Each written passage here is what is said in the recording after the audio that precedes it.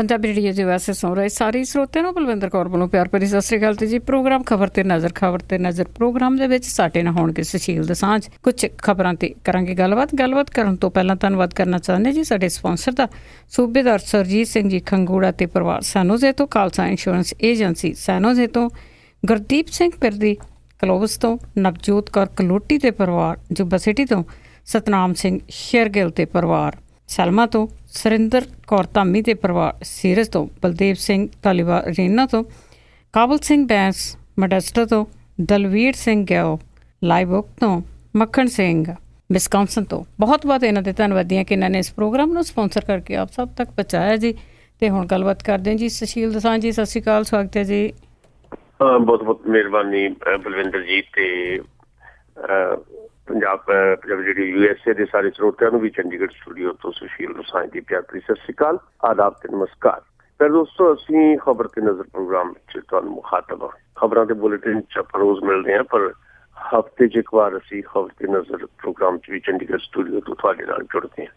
ਲਗਾਤਾਰ ਦੇਸ਼ ਦੁਨੀਆ ਦੇ ਵਿੱਚ ਬੜਾ ਕੁਝ ਬਦਲ ਰਿਹਾ ਹੈ ਤੇ ਬੜੀ ਤੇਜ਼ੀ ਨਾਲ ਬਦਲ ਰਿਹਾ ਹੈ, ਚਾਹੇ ਉਹ ਸਮਾਜਿਕ ਖੇਤਰ ਹੋਵੇ, ਚਾਹੇ ਰਾਜਨੀਤਿਕ ਖੇਤਰ ਹੋਵੇ, ਚਾਹੇ ਆਰਥਿਕ ਖੇਤਰ ਹੋਵੇ। ਦੁਨੀਆ ਬਦਲ ਰਹੀ ਹੈ ਤੇ ਬੜੀ ਤੇਜ਼ੀ ਨਾਲ ਬਦਲ ਰਹੀ ਹੈ। ਪਹਿਲੀ ਵਾਰ ਏਦਾਂ ਹੋ ਰਿਹਾ। ਦੁਨੀਆ ਦੇ ਇਤਿਹਾਸ ਨੂੰ ਜੇ ਤੁਸੀਂ ਦੇਖਦੇ ਹੋ ਤੇ ਪਿਛਲੇ 10,000 ਸਾਲਾਂ 'ਚ ਜਿੰਨੀ ਦੁਨੀਆ ਨਹੀਂ ਬਦਲੀ, ਉਹ 20 ਸਾਲਾਂ 'ਚ ਬਦਲ ਗਈ ਹੈ। ਸੋ ਨਵੀਂ ਟੈਕਨੋਲੋਜੀ ਦਾ ਦੌਰ ਹੈ, ਗਲੋਬਲਾਈਜੇਸ਼ਨ ਦਾ ਦੌਰ ਹੈ, ਜਿਹਨੂੰ ਅਸੀਂ ਸੰਸਾਰੀਕਰਨ ਕਹਿੰਦੇ ਹਾਂ। ਇਹਨੇ ਬਾਕੀ ਸਾਰੇ ਖੇਤਰਾਂ ਨੂੰ ਵੀ ਪ੍ਰਭਾਵਿਤ ਕੀਤਾ ਹੈ, ਖਾਸ ਤੌਰ ਤੇ ਸਾਡੇ ਸਮਾਜ ਨੂੰ, ਸਾਡੀ ਆਰਥਿਕਤਾ ਨੂੰ ਤੇ ਸਾਡੀ ਰਾਜਨੀਤੀ ਨੂੰ। ਤੇ ਇਹਦੇ ਅਸਰ ਅਮਰੀਕਾ ਦੇ ਕਿਸੇ ਬਹੁਤ ਹੀ ਵੱਡੇ ਮੈਟਰੋਪੋਲੀਟਨ ਸਿਟੀ ਤੋਂ ਲੈ ਕੇ ਭਾਰਤ ਦੇ ਸਭ ਤੋਂ ਪਛੜੇ ਹੋਏ ਪਿੰਡ ਤੱਕ ਵੀ ਨੇ। ਸੋ ਕਿਤੇ ਵੀ ਕੁਝ ਹੁੰਦਾ ਹੈ, ਉਹਦਾ ਕਿਸੇ ਇੱਕ ਮੁਲਕ ਦੇ ਨਾਲ ਸੰਬੰਧ ਨਹੀਂ ਹੁੰਦਾ, ਉਹਦਾ ਸਾਰੀ ਦੁਨੀਆ ਦੇ ਨਾਲ, ਧਰਤੀ ਨਾਲ ਸੰਬੰਧ ਜੁੜ ਜਾਂਦਾ ਹੈ। ਸੋ ਇਸ ਹਵਾਲੇ ਨਾਲ ਗੱਲਬਾਤ ਅਸੀਂ ਸ਼ੁਰੂ ਕਰਾਂਗੇ ਕਿ ਇਹਦੇ ਅਸਰ ਸਾਡੀ ਪੰਜਾਬ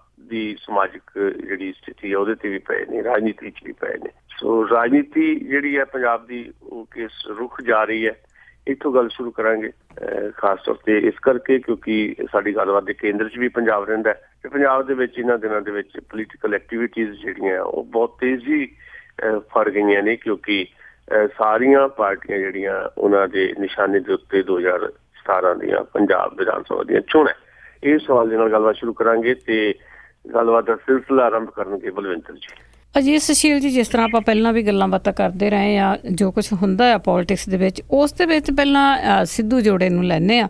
ਜਿਸ ਤਰ੍ਹਾਂ ਨਵਜੋਤ ਕੌਰ ਸਿੱਧੂ ਆ, ਕਦੀ ਚੁੱਪ ਹੋ ਜਾਂਦੇ ਆ, ਕਦੀ ਬਿਆਨ ਦਿੰਦੇ ਆ, ਕਦੀ ਕੁਛ ਕਹਿੰਦੇ ਆ ਤੇ ਕਦੀ ਕੁਛ ਕਹਿੰਦੇ ਆ। ਤੇ ਹੁਣ ਵੀ ਇਹਨਾਂ ਦੇ ਇਸ ਤਰ੍ਹਾਂ ਦੇ ਬਿਆਨ ਆਏ ਆ, ਇਹ ਕਿਸ ਬਿਆਨ ਤੇ ਖੜਨਗੇ? ਦੇਖੋ, ਜਿਨ੍ਹਾਂ ਲੋਕਾਂ ਦੀ ਕੋਈ ਪੋਲੀਟੀਕਲ ਕਮਿਟਮੈਂਟ ਨਹੀਂ ਹੁੰਦੀ, ਉਹਨਾਂ ਤੋਂ ਤੁਸੀਂ ਤਵੱਕੋ ਵੀ ਕੀ ਕਰ ਸਕਦੇ ਹੋ? ਇਸੇ ਤਰ੍ਹਾਂ ਦੇ ਬਿਹੇਵ ਦੀ ਤਵੱਕੋ ਹੀ ਕੀਤੀ ਜਾ ਸਕਦੀ ਹੈ। ਹਾਂ, ਇਹ ਜ਼ਰੂਰ ਹੁੰਦਾ ਹੈ ਕਿ ਕੁਝ ਲੋਕ ਜਿਹੜੇ ਆ ਉਹਨਾਂ ਦਾ ਵਿਹਾਰ ਥੋੜਾ ਸੰਜਮੀ ਹੁੰਦਾ ਹੈ, ਭਾਵੇਂ ਐਂਬੀਸ਼ੀਅਸ ਜਿਹੜੇ ਆ ਉਹ ਵੀ ਹੁੰਦੇ ਆ, ਪਰ ਉਹਨਾਂ ਦਾ ਵਿਹਾਰ ਸੰਜਮੀ ਹੁੰਦਾ ਹੈ। ਪਰ ਕੁਝ ਲੋਕ ਇਸ ਤਰ੍ਹਾਂ ਦੇ ਹੁੰਦੇ ਜਿਨ੍ਹਾਂ ਦੀ ਜੀਵਨ ਦੇ ਵਿੱਚ ਜੇ ਤੁਸੀਂ ਉਹਨਾਂ ਨੂੰ ਸਕੈਨ ਕਰੋ ਤੇ ਤੁਹਾਨੂੰ ਲੱਗੂਗਾ ਕਿ ਇਹਨਾਂ 'ਚ ਬਹੁਤ ਜ਼ਿਆਦਾ ਕਾਹਲਪਨ ਹੈ। ਤੇ ਨਵਜੋਤ ਸਿੰਘ ਸਿੱਧੂ ਜਿਸ ਫੀਲਡ 'ਚੋਂ ਆਏ ਨੇ ਰਾਜਨੀਤੀ ਦੇ ਵਿੱਚ, ਤੇ ਉਹ ਫੀਲਡ ਰਿਹਾ ਉਹਨਾਂ ਦਾ ਕ੍ਰਿਕਟ। ਤੇ ਕ੍ਰਿਕਟ ਦੇ ਵਿੱਚ ਵੀ ਨਵਜੋਤ ਸਿੰਘ ਸਿੱਧੂ ਜਿਹੜੇ ਓਪਨਰ ਨੂੰ ਆਪਾਂ ਕਹਿੰਦੇ ਹਾਂ, ਜਦੋਂ ਟੀਮ ਜਿਹੜੀ ਹੈ ਤੁਹਾਡੀ ਬੱਲੇਬਾਜ਼ੀ ਕਰਨ ਜਾਂਦੀ ਹੈ, ਬੈਟਿੰਗ ਕਰਨ ਜਾਂਦੀ ਹੈ, ਤੇ ਜਿਹੜੇ ਓਪਨਰ ਹੁੰਦੇ ਜਿਹਨੂੰ ਅਸੀਂ ਪੰਜਾਬੀ ਦੇ ਵਿੱਚ ਸਲਾਮੀ ਬੱਲੇਬਾਜ਼ ਕਹਿੰਦੇ ਹਾਂ, ਸੋ ਓਪਨਰ ਰਹੇ ਨੇ, ਸਲਾਮੀ ਬੱਲੇਬਾਜ਼ ਰਹੇ ਨੇ। ਤੇ ਉਹਨਾਂ ਦਾ ਜਿਹੜਾ ਕ੍ਰਿਕਟ ਦਾ ਕੈਰੀਅਰ ਨਵਜੋਤ ਸਿੰਘ ਸਿੱਧੂ ਦਾ, ਤੁਸੀਂ ਦੇਖੋਗੇ ਕਿ ਜਿਹੜੇ ਬਹੁਤ ਤੇਜ਼ ਤਰਾਰ ਸਾਡੇ ਜਿਹੜੇ ਓਪਨਰ ਰਹੇ ਨੇ ਜਾਂ ਸਲਾਮੀ ਬੱਲੇਬਾਜ਼ ਰਹੇ ਨੇ, ਉਹਨਾਂ 'ਚ ਉਹਨਾਂ ਦਾ ਨਾਮ ਬੋਲਦਾ। ਸ਼੍ਰੀਕਾਂਤ ਤੋਂ ਬਾਅਦ ਭਾਰਤੀ ਕ੍ਰਿਕਟ ਟੀਮ ਦੇ ਜਿਹੜੇ ਓਪਨਰ ਰਹੇ ਨੇ, ਸੁਨੀਲ ਗਵਾਸਕਰ ਵੀ ਓਪਨਰ ਰਹੇ ਨੇ, ਤੇ ਸੁਨੀਲ ਗਵਾਸਕਰ ਨੂੰ ਗ੍ਰੇਟ ਇੱਕ ਬੈਟਸਮੈਨ ਦੇ ਤੌਰ ਤੇ ਜਾਣਿਆ ਜਾਂਦਾ ਹੈ।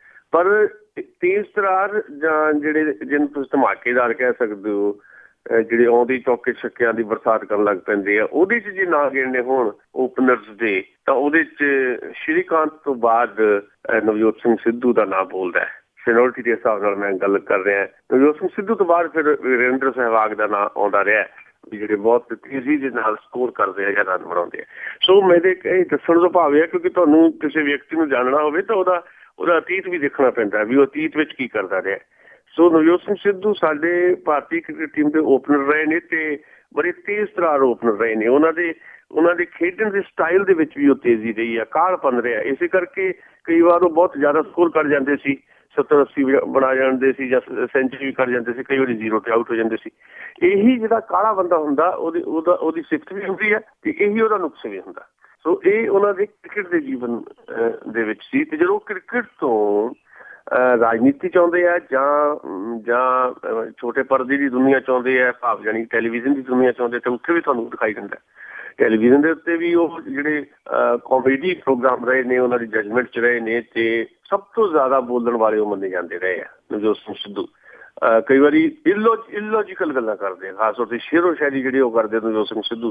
ਤੁਸੀਂ ਦੇਖੋਗੇ ਵੀ ਉਹ ਬਹੁਤ ਹੀ ਨੀਵੇਂ ਪੱਧਰ ਦੀ ਕਈ ਵਾਰੀ ਹੁੰਦੀ ਹੈ, ਅਜੀਬ ਕਿਸਮ ਦੀ ਸ਼ੇਰੋ ਸ਼ਾਇਰੀ ਕਰਨਗੇ ਤੇ ਉਹਦੇ ਜਿਹੜੇ ਬੋਡੀ ਦੇ ਐਕਸ਼ਨ, ਜਿਹਨੂੰ ਤੁਸੀਂ ਬੋਡੀ ਲੈਂਗੁਏਜ ਕਹਿੰਦੇ ਹੋ, ਉਹਦੇ 'ਚ ਵੀ ਕਿਤੇ ਸੰਜਮਤਾ ਨਹੀਂ ਹੈ, ਕੋਈ ਸਹਿਜਤਾ ਨਹੀਂ ਹੈ ਤੇ ਉਹਨਾਂ ਦੀ ਬੋਲਬਾਣੀ 'ਚ ਵੀ ਕੋਈ ਸਹਿਜਤਾ ਨਹੀਂ ਹੈ। ਉਹਨਾਂ ਦੇ ਟੈਲੀਵਿਜ਼ਨ ਦਾ ਜਿਹੜਾ ਇੱਕ ਸਟਾਰ ਦੇ ਤੌਰ ਤੇ ਉੱਭਰੇ ਨੇ, ਉਹਨਾਂ ਦਾ ਸਟਾਈਲ ਇਹ ਬਣ ਗਿਆ। ਤੇ ਉਹਨਾਂ ਇਸੇ ਕਰਕੇ ਜਿਹੜੇ ਲੋਕ ਏਦਾਂ ਦੇ ਹੁੰਦੇ, ਉਹਨਾਂ ਦੀਆਂ ਨਕਲਾਂ ਵੀ ਹੁੰਦੀਆਂ। ਕਈ ਲੋਕ ਜਿਹੜੇ ਸਾਡੇ ਕਾਮੇਡੀ ਕਲਾਕਾਰ ਆ, ਨਵਜੋਤ ਸਿੰਘ ਸਿੱਧੂ ਦੀ ਮਿਮਿਕਰੀ ਵੀ ਕਰਦੇ ਇਸੇ ਕਰਕੇ। ਸੋ ਉਹ ਪਾਪੂਲਰ ਬੰਦੇ ਨੇ, ਇਸ ਤਰ੍ਹਾਂ ਉਹ ਪਾਪੂਲਰ ਹੋਏ ਨੇ। ਫਿਰ ਉਹ ਜਦੋਂ ਸਿਆਸਤ ਵਿੱਚ ਆਏ ਤੇ ਸਿਆਸਤ ਦੇ ਵਿੱਚ ਉਹ ਸਾਰਾ ਜਿਹੜਾ ਪਿਛਲਾ ਜੀਵਨ ਹੈ ਉਹਨੇ ਰਿਫਲੈਕਸ਼ਨ ਦੇਣੀ ਸੀ, ਉਹ ਦਿੱਤੀ ਹੈ। ਪੋਲੀਟਿਕਸ 'ਚ ਆ ਕੇ ਵੀ ਉਹ ਕਿਸੇ ਅਨੁਸ਼ਾਸਨ 'ਚ ਨਹੀਂ, ਤੇ ਉਹ ਉਸ ਪਾਰਟੀ 'ਚ ਆਏ ਜਿਹਨੂੰ ਦੇਸ਼ ਦੀਆਂ ਜਿਹੜੀਆਂ ਸਭ ਤੋਂ ਜ਼ਿਆਦਾ ਅਨੁਸ਼ਾਸਿਤ ਪਾਰਟੀਆਂ ਮੰਨਿਆ ਜਾਂਦਾ ਰਿਹਾ। ਕਮਿਊਨਿਸਟ ਪਾਰਟੀਆਂ ਤੋਂ ਬਾਅਦ ਜੇ ਕੋਈ ਅਨੁਸ਼ਾਸਿਤ ਪਾਰਟੀ ਮੰਨੀ ਜਾਂਦੀ ਹੈ ਭਾਰਤ ਦੇ ਵਿੱਚ, ਉਹ ਭਾਰਤੀ ਜਨਤਾ ਪਾਰਟੀ ਹੈ। ਇਹ ਵੱਖਰੀ ਗੱਲ ਹੈ ਕਿ ਪਿਛਲੇ 20-25 ਸਾਲ ਤੋਂ ਕਮਿਊਨਿਸਟ ਪਾਰਟੀਆਂ 'ਚ ਹਾਲੇ ਵੀ ਕਿਤੇ ਨਾ ਕਿਤੇ ਤੁਹਾਨੂੰ ਡਿਸਿਪਲਿਨ ਦਿਖਾਈ ਦੇਊਗਾ, ਪਰ ਜਿਹੜੀਆਂ ਮੁੱਖ ਧਾਰਾ ਦੀਆਂ ਇਹ ਪਾਰਟੀਆਂ ਹੈਗੀਆਂ, ਚਾਹੇ ਕਾਂਗਰਸ ਹੈ, ਚਾਹੇ ਭਾਰਤੀ ਜਨਤਾ ਪਾਰਟੀ ਜਾਂ ਖੇਤਰੀ ਪਾਰਟੀਆਂ, ਇਹਨਾਂ 'ਚ ਅਨੁਸ਼ਾਸਨ ਨਾਂ ਦੀ ਚਿੜੀ ਹੁਣ ਹੈ ਨਹੀਂ। ਤੇ ਬੀਜੇਪੀ ਜਿਹੜੀ ਅਨੁਸ਼ਾਸਿਤ ਪਾਰਟੀ ਸਮਝੀ ਜਾਂਦੀ ਸੀ, ਉਹਦੇ 'ਚ ਆਉਂਦੇ ਨੇ ਨਵਜੋਤ ਸਿੰਘ ਸਿੱਧੂ ਤੇ ਫਿਰ ਕਿਸੇ ਅਨੁਸ਼ਾਸਨ 'ਚ ਬੱਝੇ ਬਿਨਾਂ ਕੰਮ ਕਰਦੇ ਨੇ। 3 ਵਾਰ MP ਚੁਣੇ ਜਾਂਦੇ ਨੇ, ਫਿਰ ਉਹਨਾਂ ਨੂੰ ਟਿਕਟ ਨਹੀਂ ਮਿਲਦੀ ਤਾਂ ਉਹ ਇੱਕ ਕਿਸਮ ਦੇ ਆਪਣੀ ਪਾਰਟੀ 'ਚ ਰਹਿੰਦੇ ਬਾਗੀ ਹੋ ਜਾਂਦੇ ਨੇ। ਫਿਰ ਆਪਣੀ ਪਤਨੀ ਨੂੰ ਲੈ ਕੇ ਆਉਂਦੇ ਨੇ ਐਜ਼ ਏ ਵਿਧਾਇਕਾ ਅੰਮ੍ਰਿਤਸਰ ਦੇ ਇੱਕ ਹਲਕੇ ਤੋਂ, ਉਹ ਮੁੱਖ ਪਾਰਲੀਮੈਂਟ ਸੈਕਟਰੀ ਬਣਦੇ ਨੇ ਨਵਜੋਤ ਕੌਰ ਸਿੱਧੂ। ਦੋਨਾਂ ਦਾ ਨਾਮ ਨਵਜੋਤ ਹੈ ਤੇ ਨਵਜੋਤ ਕੌਰ ਸਿੱਧੂ ਮੁੱਖ ਪਾਰਲੀਮੈਂਟ ਸਕੱਤਰ ਸਰਕਾਰ ਦੇ ਵਿੱਚ ਹੈ, ਸ਼੍ਰੋਮਣੀ ਅਕਾਲੀ ਦਲ ਤੇ ਬੀਜੇਪੀ ਦੀ ਸਰਕਾਰ ਦੀ ਉਹ ਮੁੱਖ ਪਾਰਲੀਮੈਂਟ ਸੈਕਟਰੀ ਹੈ ਹੈਲਥ ਦੀ। ਪਰ ਆਪਣੀ ਸਰਕਾਰ ਦੇ ਖਿਲਾਫ ਬੋਲਣ ਦਾ ਉਹਨਾਂ ਟਰੈਕ ਰਿਕਾਰਡ ਹੈ। ਪਿਛਲੇ 2 ਸਾਲਾਂ ਤੋਂ ਤੁਸੀਂ ਉਹਨਾਂ ਦੇ ਬਿਆਨ ਕਢਾ ਲਓ, ਤੁਹਾਨੂੰ ਲੱਗੂਗਾ ਵੀ ਇਹਨਾਂ ਤੋਂ ਜ਼ਿਆਦਾ ਤਾਂ ਕਾਂਗਰਸ ਵੀ ਨਹੀਂ ਬੋਲੀ ਜਿੱਦਾਂ ਨਵਜੋਤ ਕੌਰ ਸਿੱਧੂ ਨੇ ਆਪਣੀ ਹੀ ਸਰਕਾਰ ਦੀ ਨੁਕਤਾਚੀਨੀ ਕੀਤੀ ਹੈ, ਏਦਾਂ ਤਾਂ ਕਾਂਗਰਸ ਪਾਰਟੀ ਵਾਲਿਆਂ ਨੇ ਵੀ ਨਹੀਂ ਕੀਤੀ। ਔਰ ਹੁਣ ਤਾਜ਼ਾ ਜਿਹੜਾ ਘਟਨਾਕ੍ਰਮ ਹੈ ਉਹਦੇ 'ਚ ਉਹਨਾਂ ਦੀ ਜਿਹੜਾ ਸਟੈਂਡ, ਇਸ ਲੈਵਲ ਦਾ ਸਟੈਂਡ ਹੈ ਵੀ ਭਾਰਤੀ ਜਨਤਾ ਪਾਰਟੀ ਤੇ ਸ਼੍ਰੋਮਣੀ ਅਕਾਲੀ ਦਲ ਦਾ ਜਿਹੜਾ ਗੱਠਜੋੜ ਹੈ ਉਹਦੇ ਉਹ ਵਿਰੋਧ 'ਚ ਨੇ। ਲੌਜੀਕਲੀ ਵਿਰੋਧ ਹੋਣਾ ਹੋਰ ਗੱਲ ਹੈ, ਸਿਰਫ ਆਪਣੇ ਕੈਰੀਅਰ ਕਰਕੇ ਵਿਰੋਧ ਹੋਣਾ ਹੋਰ ਗੱਲ ਹੈ। ਉਹ ਲੌਜੀਕਲੀ ਕਿਸੇ ਕਿਸਮ ਦਾ ਵਿਰੋਧ ਨਹੀਂ ਉਹਨਾਂ ਦਾ ਵੀ ਸ਼੍ਰੋਮਣੀ ਅਕਾਲੀ ਦਲ ਤੇ ਬੀਜੇਪੀ ਦਾ ਗੱਠਜੋੜ ਨਹੀਂ ਰਹਿਣਾ ਚਾਹੀਦਾ। ਜੇ ਗੱਠਜੋੜ ਰਿਹਾ ਤੇ ਜੀ ਅਸੀਂ ਨਹੀਂ ਰਹਿੰਦੇ, ਫਿਰ ਅਸੀਂ ਟਿਕਟ ਅਸੀਂ ਚੋਣ ਵੀ ਨਹੀਂ ਲੜਨੀ, ਅਸੀਂ ਬੀਜੇਪੀ 'ਚ ਵੀ ਨਹੀਂ ਰਹਿਣਾ। ਤੁਹਾਡਾ ਜਿਹੜਾ ਭਾਰਤੀ ਜਨਤਾ ਪਾਰਟੀ ਦਾ ਨਜ਼ਰੀਆ ਕੀ ਆ, ਭਾਰਤੀ ਜਨਤਾ ਪਾਰਟੀ ਦੀ ਪੋਲਿਟਿਕਸ ਕੀ, ਉਹਦੇ ਨਾਲ ਤਾਂ ਕੋਈ ਕਿਸੇ ਵੀ ਕਿਸਮ ਦਾ ਕੋਈ ਵਿਰੋਧ ਹੀ ਨਹੀਂ ਹੈਗਾ। ਮਤਲਬ ਭਾਰਤੀ ਜਨਤਾ ਪਾਰਟੀ RSS ਦੇ ਰਾਹੀਂ ਭਾਰਤ ਦੇ ਵਿੱਚ ਹਿੰਦੁਸਤਾਨ ਦਾ ਜਿਹੜਾ ਇੱਕ ਸਲੋਗਨ ਹੈ ਉਹਨੂੰ ਲਾਗੂ ਕਰਨਾ ਚਾਹੁੰਦੀ ਹੈ। ਇੱਕੋ ਭਾਸ਼ਾ ਹੋਵੇ ਤੁਹਾਡੀ, ਹਾਂਜੀ, ਇੱਕੋ ਜ਼ੁਬਾਨ ਹੋਵੇ, ਇੱਕੋ ਤਰ੍ਹਾਂ ਦਾ ਤੁਹਾਡਾ ਜਿਹੜਾ ਜ਼ਾਬਤਾ ਹੋਵੇ ਜਿਉਣ ਦਾ। ਹਿੰਦੂ ਧਰਮ ਦੀ ਜਿਹੜੀ ਮਨੋਪਲੀ ਹੈ ਉਹਨੂੰ ਪ੍ਰਵਾਨ ਕਰਨਾ ਪਏਗਾ, ਜਾਂ ਹਿੰਦੂ ਬਣ ਜਾਓ, ਨਹੀਂ ਤਾਂ ਫਿਰ ਨਿਭ ਕੇ ਰਹਿਣਾ ਪਊਗਾ ਘੱਟ ਗਿਣਤੀਆਂ ਨੂੰ। ਇਹ ਪਾਲਿਸੀ ਹੈ ਭਾਰਤੀ ਜਨਤਾ ਪਾਰਟੀ ਦੀ ਤੇ ਉਹਦੇ ਸਿਪਾਹੀ ਆਪਣੇ ਆਪ ਨੂੰ ਕਹਿੰਦੇ ਰਹੇ ਨੇ ਨਵਜੋਤ ਸਿੰਘ ਸਿੱਧੂ ਤੇ ਨਵਜੋਤ ਕੌਰ ਸਿੱਧੂ। ਸਿਧਾਂਤਕ ਤੌਰ ਤੇ ਤਾਂ ਕੋਈ ਰਿੜਕਾ ਹੀ ਨਹੀਂ ਹੈ। ਸਿਧਾਂਤਕ ਤੌਰ ਦੇ ਉੱਤੇ ਸਿਧਾਂਤ ਤੱਕ ਕਦੋਂ ਦੇ ਦੌੜ ਚੁੱਕੇ ਆ, ਕਿਤੇ ਸਿਧਾਂਤ ਤੱਕ ਕਿਤੇ ਵਿਚਾਰੇ ਆਖਰੀ ਸਾਹ ਲੈ ਰਹੇ ਆ। ਸਿਧਾਂਤਾਂ ਨੂੰ ਲੱਭਣ ਵਾਸਤੇ ਤਾਂ ਕਿਸੇ ਅੰਦਰੂਨੀ ਗੁਫਾ ਵੱਲ ਜਾਣਾ ਪਏਗਾ। ਨਾ ਬੀਜੇਪੀ ਆਪਣੇ ਸਿਧਾਂਤਾਂ ਤੇ ਕੰਮ ਕਰ ਰਹੀ ਹੈ, ਨਾ ਅਕਾਲੀ ਦਲ। ਅਕਾਲੀ ਦਲ ਦਾ ਸਿਧਾਂਤ ਕੀ ਹੈ? ਅਕਾਲੀ ਦਲ ਦਾ ਸਿਧਾਂਤ ਕਾਗਜ਼ਾਂ 'ਚ ਸੂਬਿਆਂ ਨੂੰ ਵਧੇਰੇ ਖੁਦ ਮੁਖਤਿਆਰੀ ਦੇਣਾ, ਤੇ ਭਾਰਤੀ ਜਨਤਾ ਪਾਰਟੀ ਦਾ ਸਿਧਾਂਤ ਇਹ ਹੈ ਵੀ ਕਿ ਸਾਰੀ ਤਾਕਤ ਕੇਂਦਰ ਕੋਲ ਰਹੇ, ਸੂਬਿਆਂ ਨੂੰ ਜਿਹੜਾ ਦਬਾ ਕੇ ਰੱਖਣਾ। ਇਹ ਦੋਵਾਂ ਦੀ ਸਾਂਝ ਸਿਰਫ ਕੁਰਸੀ ਦੀ ਸਾਂਝ ਹੈ। ਸੋ ਇਹਦੇ ਤੇ ਵੀ ਜਿਹੜਾ ਜਾਨੀ ਤੋੜ ਵਿਛੋੜੇ ਦੀ ਸ਼ਰਤ ਰੱਖ ਰਹੇ ਨੇ ਉਹ ਉਹਨਾਂ ਦਾ, ਕਿਉਂਕਿ ਉਹਨਾਂ ਦਾ ਅੰਮ੍ਰਿਤਸਰ ਦੇ ਵਿੱਚੋਂ ਉਹਨਾਂ ਨੂੰ ਇੱਕ ਕਿਸਮ ਦਾ ਨਕਾਰਾ ਦੇ ਦਿੱਤਾ ਗਿਆ ਤੇ ਉਹਦੇ ਵਾਸਤੇ ਜ਼ਿੰਮੇਵਾਰ ਉਹ ਅਕਾਲੀ ਦਲ ਦੀ ਲੀਡਰਸ਼ਿਪ ਨੂੰ ਮੰਨਦੇ ਨੇ, ਵਿਕਰਮ ਸਿੰਘ ਮਜੀਠੀਆ ਨੂੰ ਮੰਨਦੇ ਨੇ, ਜਾਂ ਸੁਖਬੀਰ ਬਾਦਲ ਨੂੰ ਮੰਨਦੇ ਨੇ। ਇਹ ਅੜਿੱਕਾ ਹੈ। ਤੇ ਬੀਜੇਪੀ ਜਿਹੜੀ ਆ ਉਹਦੀ ਕੁਰਸੀ ਦੀ ਮਜਬੂਰੀ ਹੈ, ਇਸ ਕਰਕੇ ਉਹ ਕਈ ਵਾਰੀ ਟੁੱਟੂ ਕਰਦੇ ਰਹਿੰਦੇ ਆ। ਬੀਜੇਪੀ ਵਾਲੇ ਵੀ ਇਕੱਠਾ ਨਹੀਂ ਸ਼ਾਇਦ ਪੰਜਾਬ 'ਚ ਲੜਾਂਗੇ, ਪਰ ਫਿਰ ਕੁਰਸੀ ਦੀ ਸਾਂਝ ਕਰਕੇ ਫਿਰ ਇਕੱਠੇ ਰਹਿੰਦੇ ਨੇ। ਸੋ ਨਵਜੋਤ ਸਿੰਘ ਸਿੱਧੂ ਤੇ ਨਵਜੋਤ ਕੌਰ ਸਿੱਧੂ ਦਾ ਟੋਟਲ ਜਿਹੜਾ ਬਹੁਤ ਬਰੀਫਲੀ ਜਿਹੜਾ ਮੈਂ ਤੁਹਾਡੇ ਨਾਲ ਡਿਸਕਸ ਕੀਤਾ, ਉਹਨਾਂ ਦਾ ਜੀਵਨ, ਚਾਹੇ ਉਹਨਾਂ ਦੇ ਸਪੋਰਟਸ ਦਾ ਜੀਵਨ ਹੋਵੇ, ਚਾਹੇ ਉਹਨਾਂ ਦਾ ਟੈਲੀਵਿਜ਼ਨ ਦਾ ਜੀਵਨ ਹੋਵੇ, ਚਾਹੇ ਕ੍ਰਿਕਟ ਕਮੈਂਟੇਟਰ ਦੇ ਤੌਰ ਤੇ ਜੀਵਨ ਹੋਵੇ, ਚਾਹੇ ਪੋਲੀਟਿਕਸ ਦਾ ਜੀਵਨ ਹੋਵੇ, ਉਹਦੇ 'ਚ ਇੱਕ ਤੁਹਾਨੂੰ ਕਾਲਾਪਨ ਜਿਹੜਾ ਆ ਉਹ ਦਿਖਾਈ ਦਿੰਦਾ ਤੇ ਕਾਲੇ ਬੰਦੇ ਦੇ ਕੋਲ ਸੰਜਮ ਕਦੀ ਹੋਇਆ ਨਹੀਂ ਕਰਦਾ ਤੇ ਨਾ ਹੀ ਕਦੀ ਸਿਧਾਂਤ ਜਿਹੜਾ ਆ ਉਹਦੀ ਉਹ ਪਾਲਣਾ ਕਰਿਆ ਕਰਦੇ ਆ। ਸੋ ਹੁਣ ਤਾਜ਼ਾ ਘਟਨਾਕ੍ਰਮ ਦੇ ਵਿੱਚ ਜਦੋਂ ਅਸੀਂ ਗੱਲ ਕਰ ਰਹੇ ਹਾਂ ਤੇ ਹੁਣ ਸ਼ਾਇਦ ਉਹਨਾਂ ਨੂੰ ਆਮ ਆਦਮੀ ਪਾਰਟੀ ਵੱਲੋਂ ਜਿਹੜਾ ਇੱਕ ਉਮੀਦ ਸੀ, ਉਹ ਉਮੀਦ ਹਾਲੇ ਪੂਰੀ ਹੁੰਦੀ ਨਹੀਂ ਦਿਖਾਈ ਦੇ ਰਹੀ, ਇਸ ਕਰਕੇ ਰੁਕੇ ਹੋਏ ਨੇ।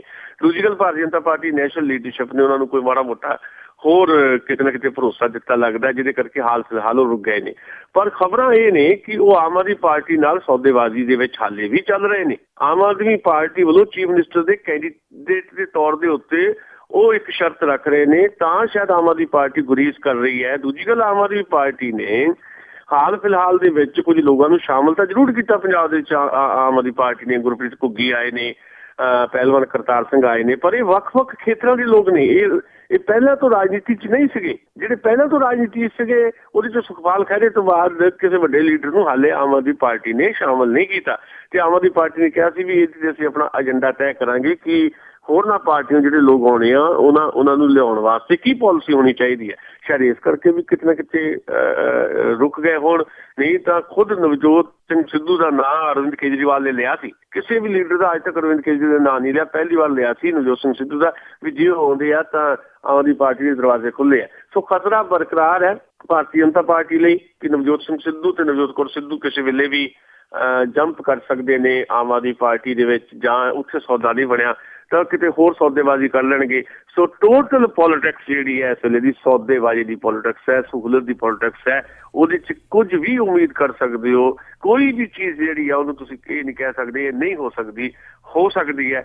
ਤੇ ਇਹ ਤੋਂ ਇਹ ਭਾਵ ਹੈ ਕਿ ਵਿਅਕਤੀਗਤ ਤੌਰ ਦੇ ਉੱਤੇ ਤੁਸੀਂ ਆਪਣਾ ਆਪ ਬਚਾਉਣ ਵਾਸਤੇ, ਆਪਣਾ ਕੈਰੀਅਰ ਬਚਾਉਣ ਵਾਸਤੇ ਜਿੱਥੇ ਮਰਜ਼ੀ ਚਲੇ ਜਾਓ, ਤੁਹਾਡਾ ਲੋਕਾਂ ਦੇ ਨਾਲ ਕਿਸੇ ਕਿਸਮ ਦਾ ਕੋਈ ਰਿਸ਼ਤਾ ਨਹੀਂ ਹੈ।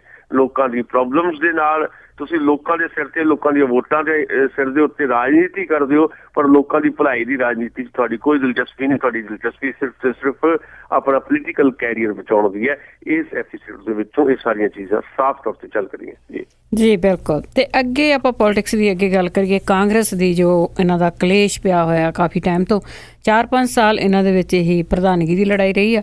ਪਰ ਜੇ ਹੁਣ ਪ੍ਰਧਾਨਗੀ ਮੁੱਕੀ ਆ ਤੇ ਕੈਪਟਨ ਅਮਰਿੰਦਰ ਸਿੰਘ ਪ੍ਰਧਾਨ ਬੜੇ ਆ, ਪਰ ਅੰਦਰੋਂ ਅੰਦਰ ਹੀ ਬੜੀ ਬੇਚੈਨੀ ਹੈ ਇਹਨਾਂ ਦੇ ਪਾਰਟੀ ਦੇ ਅੰਦਰ, ਸਭ ਕੁਝ ਅੱਛਾ ਨਹੀਂ ਲੱਗ ਰਿਹਾ। ਇਸੇ ਕਰਕੇ ਇਹਨਾਂ ਨੇ ਇਲੈਕਸ਼ਨ ਮੈਨੇਜਮੈਂਟ ਦੇ ਪ੍ਰਸ਼ਾਂਤ ਨੂੰ ਲੈ ਕੇ ਆਉਂਦਾ ਆ। ਤੇ ਇਹਨਾਂ ਦੇ ਕੀ ਸਟੈਂਡ ਆ? ਬੜਾ ਵਧੀਆ ਤੁਹਾਡਾ ਸਵਾਲ ਹੈ। ਜਦੋਂ captain Amarinder Singh as a president ਦੁਬਾਰਾ ਆਉਂਦੇ ਨੇ, ਕਾਂਗਰਸ ਪਾਰਟੀ ਦੇ ਦੁਆਰਾ ਪ੍ਰਧਾਨ ਬਣ ਕੇ ਪੰਜਾਬ ਦੇ ਵਿੱਚ ਐਕਟਿਵ ਹੁੰਦੇ ਨੇ, ਤੇ ਇੱਕ ਭਰਮ ਜਿਹਾ ਪੈਦਾ ਹੁੰਦਾ, ਇੱਕ ਭੁਲੇਖਾ ਜਿਹਾ ਖੜਾ ਹੁੰਦਾ ਹੈ ਕਿ ਕਾਂਗਰਸ ਪਾਰਟੀ ਹੈ ਕਮਬੈਕ ਕਰੇਗੀ। ਕੈਪਟਨ ਅਮਰਿੰਦਰ ਦੀ ਅਗਵਾਈ ਕਾਂਗਰਸ ਪਾਰਟੀ ਦੀ ਇੱਕ ਇਕਜੁੱਟਤਾ ਜਿਹੜੀ ਹੈ ਉਹ ਫਰਜ਼ੀ ਤੌਰ ਤੇ ਦਿਖਾਈ ਦਿੰਦੀ ਹੈ। ਬਾਅਦ 'ਚ ਉਹ ਸਾਰੀ ਖਿੰਡ ਗਈ, ਆਪਾਂ ਨੂੰ ਪਤਾ ਹੈ। ਉਹ ਅਸੀਂ ਗੱਲਾਂ ਬਹੁਤੀਆਂ ਦੁਹਰਾਉਣੀਆਂ ਨਹੀਂ ਤੁਹਾਡੇ ਨਾਲ। ਜਗਮੀਤ ਬਰਾੜ ਤੋਂ ਲੈ ਕੇ ਬਹੁਤ ਸਾਰੇ ਹੋਰ ਲੋਕ ਜਿਹੜੇ ਆ, ਵੀਰ ਦਵਿੰਦਰ ਸਿੰਘ ਵੀ ਹੁਣ ਤਾਜ਼ਾ ਘਟਨਾਕ੍ਰਮ ਦੇ ਵਿੱਚ ਤੁਹਾਨੂੰ ਪਤਾ ਹੈ ਕਿ ਵੀਰ ਦਵਿੰਦਰ ਸਿੰਘ ਨੇ ਵੀ ਮੀਡੀਆ ਕੋਆਰਡੀਨੇਟਰ ਤੋਂ ਰਿਜ਼ਾਈਨ ਕਰ ਦਿੱਤਾ। ਉਹ ਵੀ ਆਪਣੇ ਵਾਸਤੇ ਕੋਈ ਨਵਾਂ ਰਾਹ ਲੱਭ ਰਹੇ ਹੋਣਗੇ। ਕੁਝ ਲੋਕ ਇੱਦਾਂ ਦੇ ਆ ਜਿਨ੍ਹਾਂ ਨੇ ਇੱਕ ਜਿਹੜੀ ਫਰਜ਼ੀ ਕਿਸਮ ਦੀ ਇਕਜੁੱਟਤਾ ਸੀ ਕਾਂਗਰਸ ਦੀ, ਉਹਨੂੰ ਇੱਕ ਕਿਸਮ ਦਾ ਭੰਗ ਕਰ ਦਿੱਤਾ। ਤੇ ਪ੍ਰਤਾਪ ਸਿੰਘ ਬਾਜਵਾ ਨੇ ਵੀ ਕੱਲ ਇਹ ਗੱਲ ਕਹੀ ਹੈ, ਭਾਵੇਂ ਉਹ ਓਪਨਲੀ ਹੁਣ ਕੈਪਟਨ ਅਮਰਿੰਦਰ ਦਾ ਵਿਰੋਧ ਪ੍ਰਤਾਪ ਸਿੰਘ ਬਾਜਵਾ ਨਹੀਂ ਕਰ ਰਹੇ, ਪਰ ਉਹਨਾਂ ਨੇ ਕਿਹਾ ਕਿ ਜੇ ਕੋਈ ਪ੍ਰੋਬਲਮ ਹੈ ਅੰਦਰੂਨੀ ਤੌਰ ਤੇ ਕਾਂਗਰਸ ਪਾਰਟੀ ਦੀ ਧੜੇਬਾਜ਼ੀ ਹੈ ਤਾਂ ਉਹਦੇ ਨਾਲ ਨਜਿੱਠਣਾ ਕੈਪਟਨ ਅਮਰਿੰਦਰ ਦੀ ਡਿਊਟੀ ਹੈ as a president. So captain Amarinder ਵਾਸਤੇ ਦਿੱਕਤਾਂ ਹੀ ਦਿੱਕਤਾਂ ਨੇ। ਦੂਜੀ ਗੱਲ, ਆਮ ਆਦਮੀ ਪਾਰਟੀ ਦਾ ਜਿਹੜਾ ਵੱਧਦਾ ਹੋਇਆ ਪ੍ਰਭਾਵ ਇੱਕ ਦਿਖਾਈ ਦੇ ਰਿਹਾ, ਉਹਨੂੰ ਕਿੱਦਾਂ ਟੈਗਲ ਕੀਤਾ ਜਾਏ। ਇਹਦੇ ਤੇ ਇੱਕ ਰਣਨੀਤੀ ਜਿਹੜੀ ਹੈ ਕੈਪਟਨ ਅਮਰਿੰਦਰ ਨੇ ਘੜਨੀ ਸੀ, ਉਹ ਆਪ ਨਹੀਂ ਘੜ ਪਾ ਰਹੇ। ਤੇ ਫਿਰ ਉਹ ਪ੍ਰਸ਼ਾਂਤ ਕਿਸ਼ੋਰ ਜਿਹੜੇ ਇਲੈਕਸ਼ਨ ਮੈਨੇਜਰ ਨੇ ਪੰਜਾਬ ਦੇ ਵਿੱਚ ਕਾਂਗਰਸ ਪਾਰਟੀ ਦੇ, ਜਿਨ੍ਹਾਂ ਨੇ ਨਰਿੰਦਰ ਮੋਦੀ ਦੀ ਇਲੈਕਸ਼ਨ ਕੰਪੇਨ ਚਲਾਈ ਸੀ, ਉਸ ਤੋਂ ਬਾਅਦ ਨਤੀਸ਼ ਕੁਮਾਰ ਤੇ ਲਾਲੂ ਯਾਦਵ ਦੀ ਬਿਹਾਰ ਦੇ ਵਿੱਚ ਇਲੈਕਸ਼ਨ ਕੰਪੇਨ ਚਲਾਈ, ਉੱਥੇ 100% ਸਕਸੈਸ ਰੇਟ ਹੈ ਉਹਨਾਂ ਦਾ। ਪਰ ਪੰਜਾਬ ਦੀਆਂ ਸਥਿਤੀਆਂ ਉਹ ਨਹੀਂ ਹੈ, ਬਿਹਾਰ ਵਾਲੀਆਂ ਸਥਿਤੀਆਂ ਨਹੀਂ ਹੈ ਪੰਜਾਬ ਦੀਆਂ। ਇਸ ਕਰਕੇ ਪ੍ਰਸ਼ਾਂਤ ਕਿਸ਼ੋਰ ਵੀ ਜਿਹੜੀ ਉਹਨਾਂ ਨੂੰ ਰਣਨੀਤੀ ਘੜ ਕੇ ਦੇ ਰਹੇ ਆ, ਉਹ ਵੀ ਕਿਤੇ ਨਾ ਕਿਤੇ ਕੋਈ ਬਹੁਤ ਜ਼ਿਆਦਾ ਸਫਲ ਹੁੰਦੀ ਨਹੀਂ ਦਿਖਾਈ ਦੇ ਰਹੀ। ਕਾਫੀ ਵਿਦ ਕੈਪਟਨ ਇੱਕ ਨਵੀਂ ਕੰਪੇਨ ਉਹਨਾਂ ਨੇ ਸ਼ੁਰੂ ਕੀਤੀ। ਉਹਦੇ ਵਿੱਚ ਜਿਹੜੇ ਯੰਗ ਲੋਕ ਹੈਗੇ ਆ, ਕਾਲਜਾਂ ਦੇ ਜਿਹੜੇ ਵਿਦਿਆਰਥੀ ਹੈ, ਉਹਨਾਂ ਨਾਲ ਡਾਇਲੋਗ ਦੀ ਕੋਸ਼ਿਸ਼ ਕੀਤੀ। ਜਦੋਂ ਬੱਚਿਆਂ ਨੇ ਸਵਾਲ ਪੁੱਛਣੇ ਸ਼ੁਰੂ ਕੀਤੇ ਤੇ ਕੈਪਟਨ ਅਮਰਿੰਦਰ ਤਲਖ ਤੇਵਰ 'ਚ ਆ ਗਏ ਤੇ ਇੱਥੇ ਤੱਕ ਵੀ ਕਹਿ ਗਏ ਵੀ ਜੇ ਤੁਸੀਂ ਮੈਨੂੰ ਵੋਟ ਨਹੀਂ ਕਰਨਾ, ਜੇ ਤੁਸੀਂ ਬਾਦਲ ਸਾਹਿਬ ਨੂੰ ਵੋਟ ਨਹੀਂ ਕਰਨਾ, ਜਾਓ ਫਿਰ ਕੇਜਰੀਵਾਲ ਨੂੰ ਵੋਟ ਪਾ ਦਿਓ। ਇੱਕ ਬੱਚੇ ਦੇ ਸਵਾਲ ਦੇ ਜਵਾਬ 'ਚ ਕਹਿ ਦਿੱਤਾ ਕੈਪਟਨ ਅਮਰਿੰਦਰ ਨੇ ਵੀ ਭਾਈ ਹੁਣ 10ਵੀਂ ਦੇ ਵਿਦਿਆਰਥੀ ਨੂੰ ਮੁੱਖ ਮੰਤਰੀ ਬਣਾ ਦਈਏ।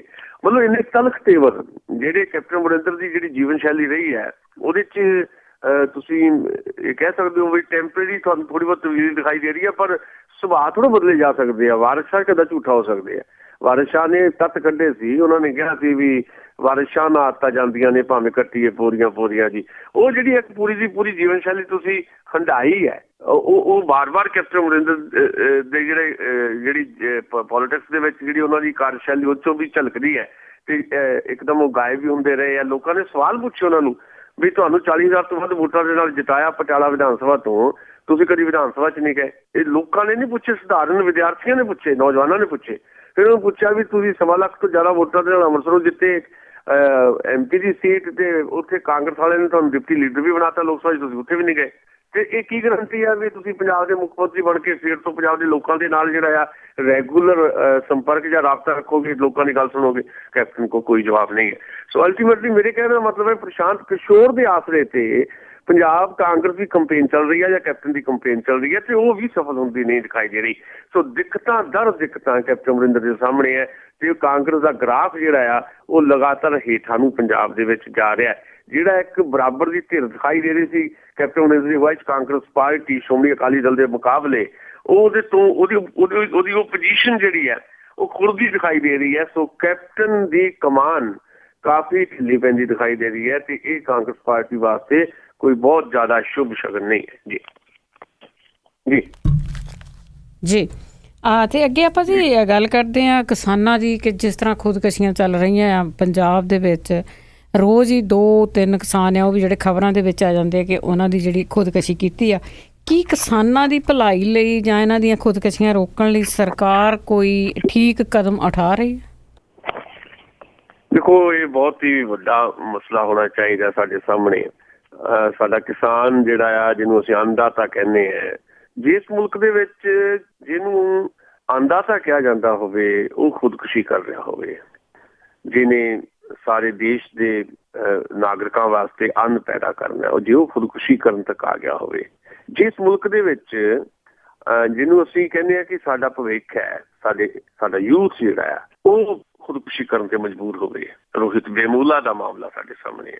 ਜਿਸ ਮੁਲਕ ਦੇ ਵਿੱਚ ਸਾਡਾ ਭਵਿੱਖ ਖੁਦਕੁਸ਼ੀ ਕਰ ਰਿਹਾ, ਜਿਸ ਮੁਲਕ 'ਚ ਸਾਡਾ ਵਰਤਮਾਨ ਖੁਦਕੁਸ਼ੀ ਕਰ ਰਿਹਾ, ਤੇ ਉਸ ਮੁਲਕ ਦੀ ਹਾਲਤ ਜਿਹੜੀ ਹੈ ਆਉਣ ਵਾਲੇ ਸਮੇਂ 'ਚ ਕੀ ਬਣੇਗੀ, ਇਹਦਾ ਅੰਦਾਜ਼ਾ ਜਿਹੜਾ ਆ ਬਹੁਤ ਸਹਿਜੇ ਲਾਇਆ ਜਾ ਸਕਦਾ। ਪਰ ਇਹਦਾ ਅੰਦਾਜ਼ਾ ਤੁਸੀਂ ਲਾ ਸਕਦੇ ਹੋ, ਅਸੀਂ ਲਾ ਸਕਦੇ ਹਾਂ, ਪਰ ਸਰਕਾਰਾਂ ਜਿਹੜੀਆਂ ਇਹਦੇ ਤੇ ਬਹੁਤ ਜ਼ਿਆਦਾ ਅਵਿਸਰੀਆਂ ਦਿਖਾਈ ਦੇ ਰਹੀਆਂ, ਕਿਉਂਕਿ ਸਰਕਾਰਾਂ ਦੀਆਂ ਪਾਲਿਸੀਆਂ ਕਰਕੇ ਤਾਂ ਇਹ ਸਾਰਾ ਕੁਝ ਹੋ ਰਿਹਾ। ਤੇ ਜਿੱਥੇ ਤੱਕ ਇਸ ਵੇਲੇ ਪੰਜਾਬ ਹਕੂਮਤ ਦੀ ਗੱਲ ਹੈ, ਤੇ ਪੰਜਾਬ ਦੀ ਸਰਕਾਰ ਨੇ ਇਸ ਮੁੱਦੇ ਦੇ ਉੱਤੇ ਪੂਰੀ ਤਰ੍ਹਾਂ ਪੱਲਾ ਝਾੜਿਆ ਹੈ। ਪੰਜਾਬ ਦੇ ਮੁੱਖ ਮੰਤਰੀ ਸਰਦਾਰ ਪ੍ਰਕਾਸ਼ ਸਿੰਘ ਬਾਦਲ ਦਾ ਜਿਹੜਾ ਲੇਟੈਸਟ ਬਿਆਨ ਹੈ, ਉਹ ਸੁਣ ਕੇ ਬਹੁਤ ਦੁੱਖ ਹੁੰਦਾ ਹੈ ਕਿ ਸਰਕਾਰ ਇੰਨੀ ਜ਼ਿਆਦਾ ਸੰਵੇਦਨਹੀਣ ਹੋ ਚੁੱਕੀ ਹੈ।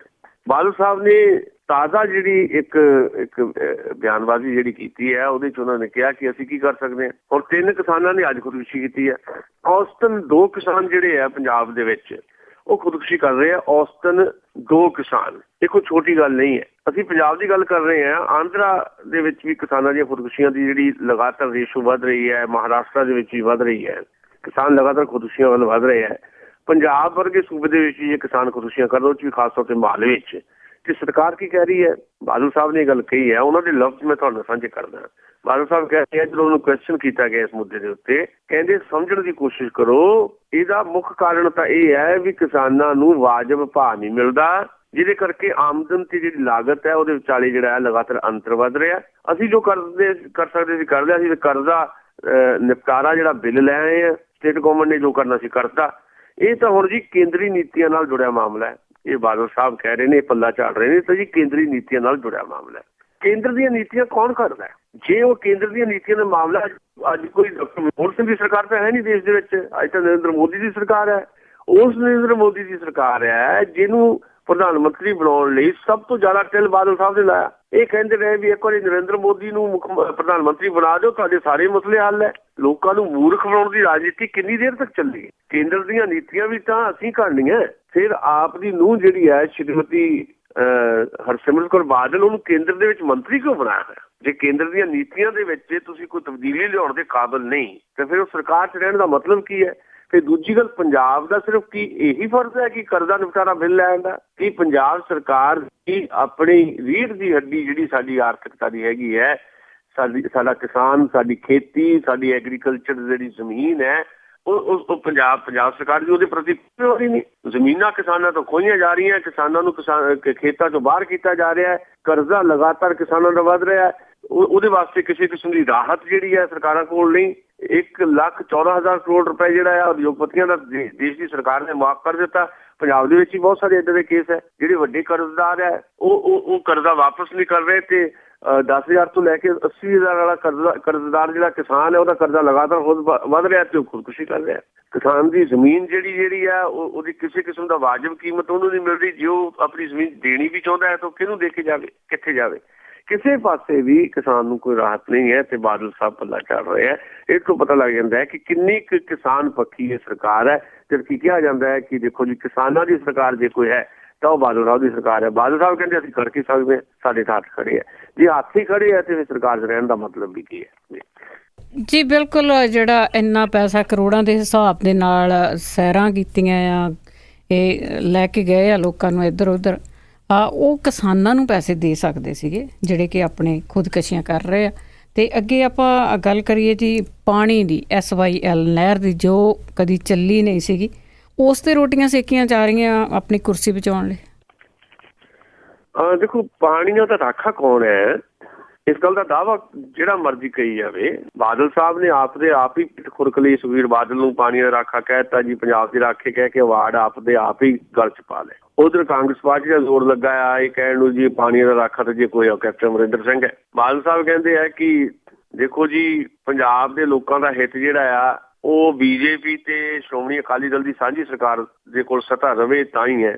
ਤੇ SYL ਦੇ ਇਸ਼ੂ ਦੇ ਉੱਤੇ ਸਾਰੇ ਰਾਜਨੀਤੀ ਕਰ ਰਹੇ ਆ। ਮੌਸਮੀ ਪਰਿੰਦੇ ਇੱਥੇ ਦਿਖਾਈ ਦੇ ਰਹੇ ਆ। ਸਿਆਸੀ ਲੀਡਰਾਂ ਨੂੰ ਉਹਨੇ ਕਿਹਾ ਕਿ ਜਿਹੜੇ ਮੌਸਮੀ ਪਰਿੰਦਿਆਂ ਵਰਗੇ ਸਿਆਸੀ ਲੀਡਰ ਤੋਂ ਬਚੋ। ਤੇ ਆਪ ਕੀ ਕੀਤਾ ਬਾਦਲ ਸਾਹਿਬ? ਪੰਜਾਬ ਦੇ ਲੋਕਾਂ ਨੂੰ ਫੇਰ ਤੋਂ ਤਿਆਰ ਕਰ ਰਹੇ ਹੈ।